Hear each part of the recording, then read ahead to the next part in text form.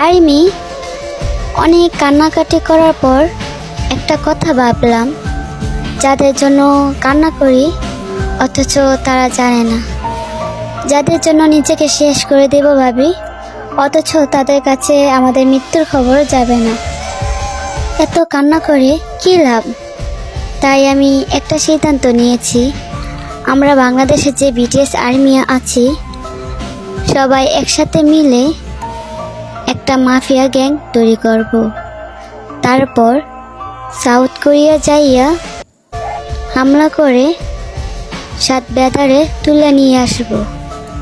বাকিটা ইতিহাসে লিখে দেব, এই প্রথম নারীরা ছেলেদের কিডন্যাপ করে জোর করে বিয়ে করে আবার হাজার সতীন নিয়ে সংসার করে।